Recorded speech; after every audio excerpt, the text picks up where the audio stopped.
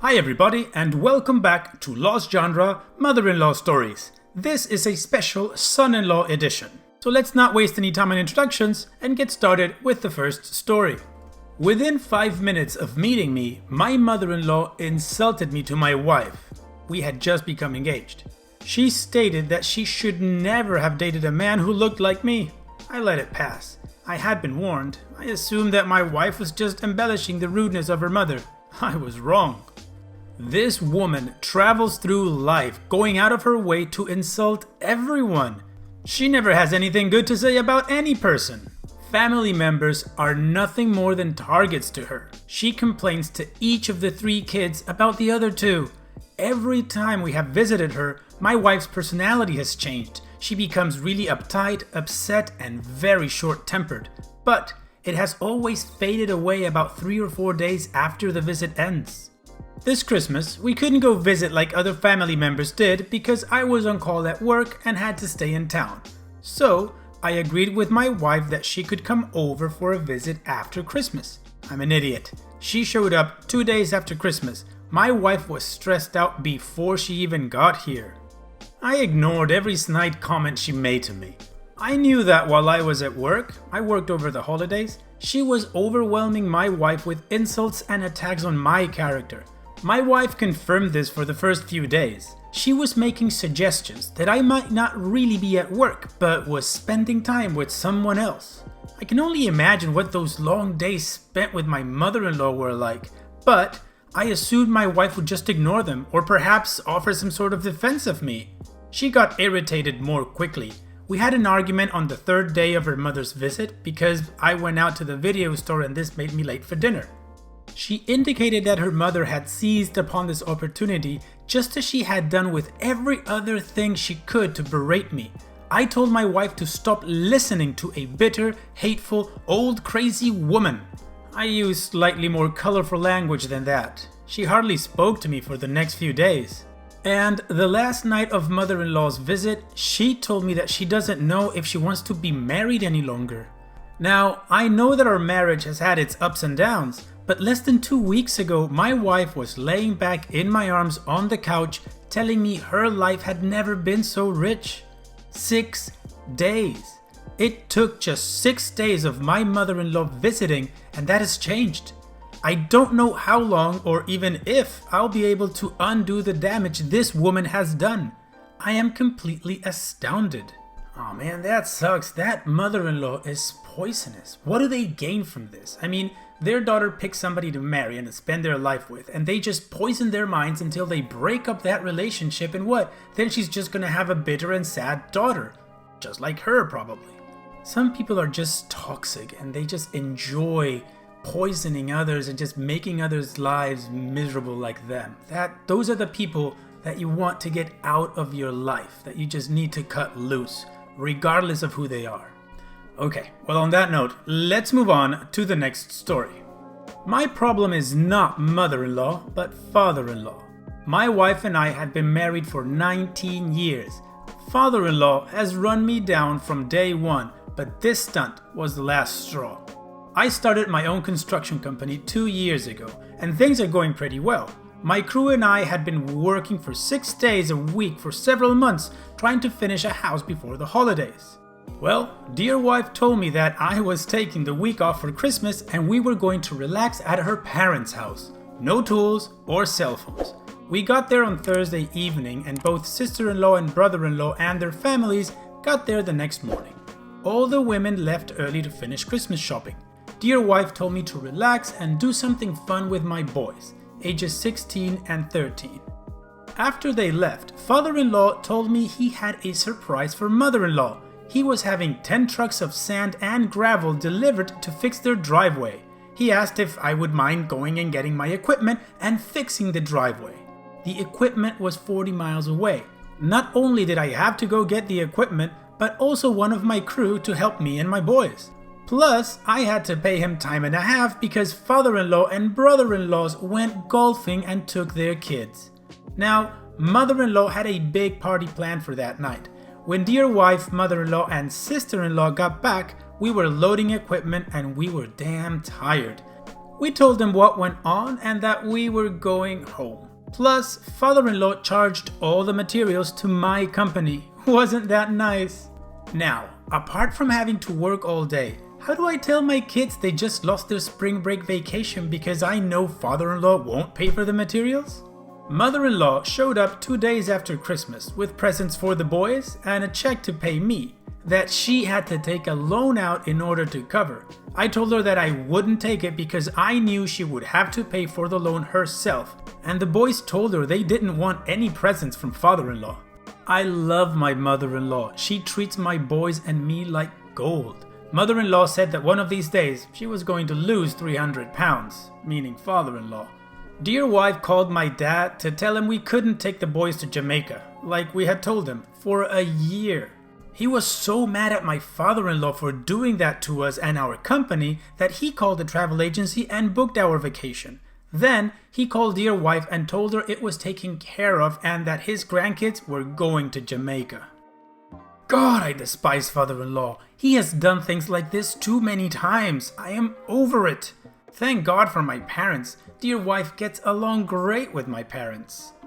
Wow, that father-in-law should be called douche-in-law. He gets his son-in-law to do the driveway, which was supposed to be a gift for his wife, and he takes the other guys golfing with their kids, leaving one son-in-law there, and then sticks him with the bill, sacrificing that family's vacation.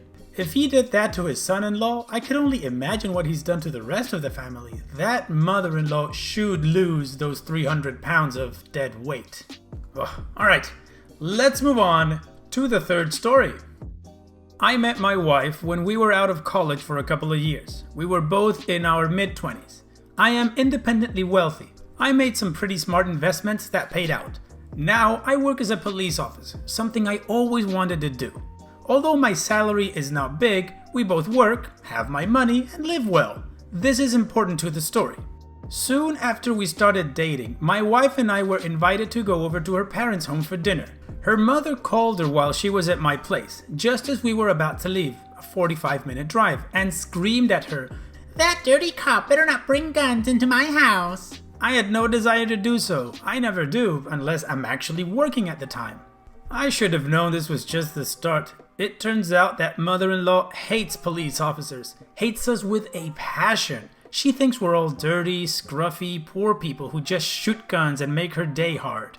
This came about because sister-in-law's hubby was once arrested for beating a man up in a bar fight. Sister-in-law divorced him because he was violent, but mother-in-law thinks he's the greatest thing on earth. So he is still at family functions, still shows up for weddings, etc. Every time we went over there, she would call up as we were leaving and remind me to leave my gun at home. The first time she came to my place, she demanded that I take my gun off in my house. In the interest of not starting an argument, I did so. Big mistake. She then demanded that I take my collection of antique weapons off the wall. These are dueling pistols, Civil War armaments, etc. They don't shoot, and if they did, we couldn't load them. Plus, it's my house. Our wedding came off pretty well. Mother-in-law didn't want to pay a dime as parents of the bride, but father-in-law, a really nice guy, overrode her. Mother-in-law called us every night on our honeymoon, but we just ended up blocking her on our cells and telling the front desk to also block her. The real kicker came about a year after we were married. My partner and I were chasing a suspect through our downtown area. He had taken a couple of shots at us. He stopped in the middle of a street after a foot chase and pointed his gun at us again. He fired twice, we fired back, hitting him. Of course, as we subdued him and called for paramedics and stuff, a crowd formed. As we were standing a few yards away talking to internal affairs, a ruckus started in the crowd. It turns out that a guy had reached over the crime scene tape and had grabbed the suspect's gun. He gave it to the lady he was with, and she stuck it in her purse. A couple of officers who were guarding the scene grabbed both of them and arrested them. Also, our evidence guy got the incident on tape. Now, we didn't see any of this because we were a ways away. When we got back to the station house, we were told this story, and were told that the suspect said they did it because those cops shouldn't have shot that guy, and the tall one, me, has always been dirty. This was a quote from the interrogation tape. Now, we all got a laugh out of this. We were relieved that it turned out okay, and I went to do paperwork. A few minutes later, I got a call from father-in-law. It seems that mother-in-law had been picked up. He figured for a traffic violation.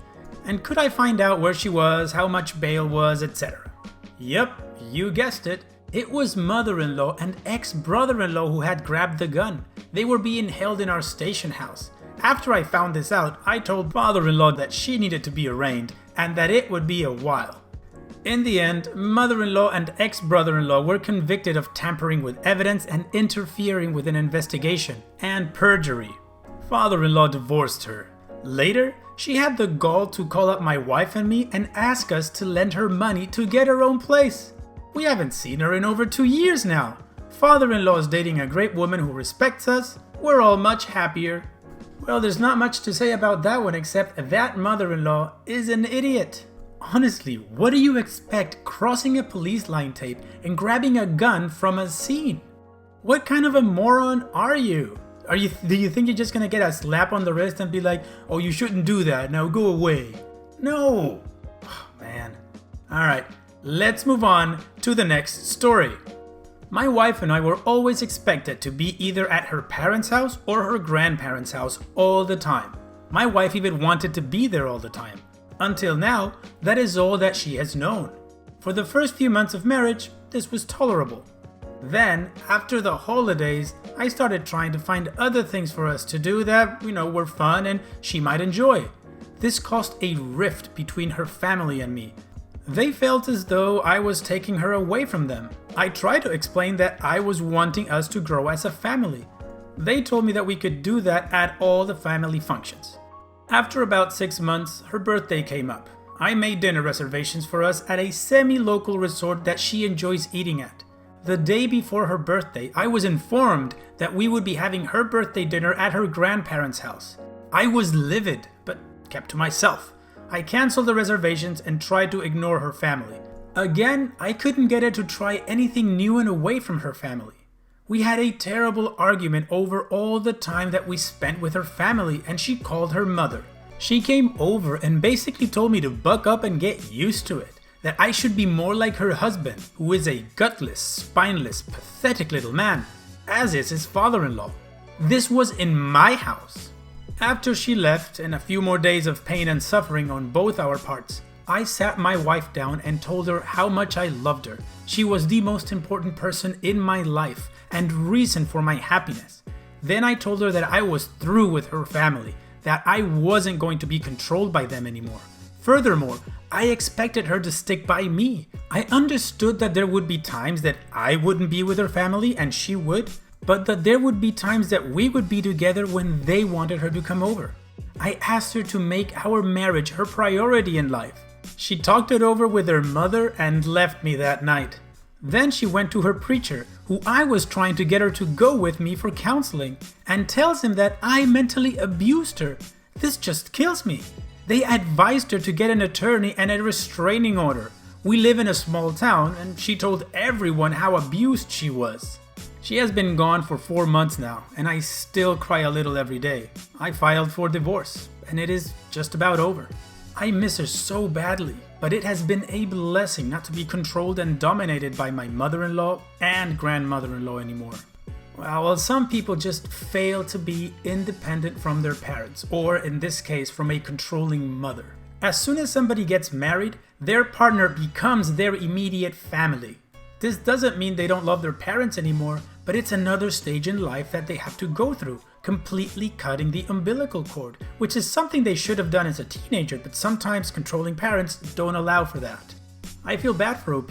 He got in a relationship with somebody who just didn't want to leave the nest and just allowed her mother to control every little aspect of her life, even her marriage. Let's hope life is kind to him and allows him to find somebody who is, more on his level. Alright, and now let's move on to the final story of this video. On our wedding day, we were 20 minutes late starting our ceremony due to the fact that my wife and her son were out looking for my mother-in-law. She had gotten mad when her daughter objected to her styling her hair for her. She had a tantrum and she fled down the back roads in her bare feet. Fortunately, or unfortunately, they found her just before giving up. That was the beginning of our in-law relationship. It hasn't gotten any better. Her daughter gets more frustrated with her than I do, mainly because I ignore her now. I end up with finger scratches on my back. I would love to rip into my mother-in-law. However, I made a promise to my wife that I wouldn't, so I just go for long walks and do chores.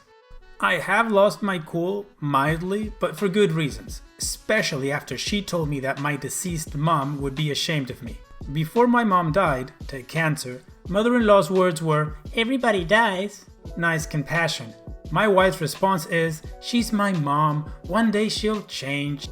She is just plain cruel, mean, and selfish." Talking about her grandkids, who are young, she says, "Wait till they're teenagers, they'll be into drugs, etc."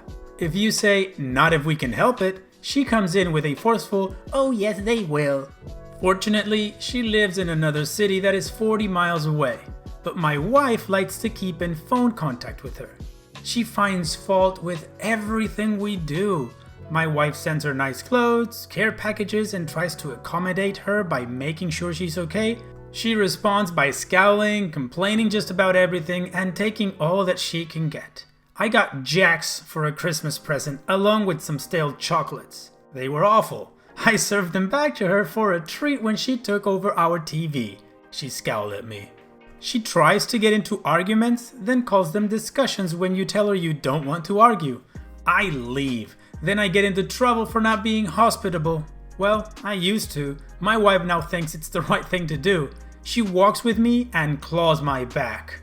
She once told us she was never going to come over to our house again, and when she did, I told her she was not a mother-in-law of her word. She complained that it was cold, it wasn't, and then she wanted to go watch the game with us. When I told her it was going to be cold, she scowled some more.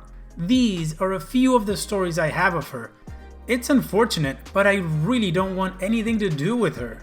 And who can blame him? Honestly, his mother-in-law's not gonna change. The daughter should see this already. I guess she knows in some level, but it's still her mother, so I guess she feels guilty just cutting her off. And the mother-in-law sounds like someone who just picks fights to get attention. I guess OP has the right solution by just ignoring her and walking away. Alright, well, we've reached the end of the video once again. If you liked it, go ahead and click like. If you haven't joined the community yet, guess what? I'm gonna ask you to subscribe. And having said all that, I will see you guys on the next video.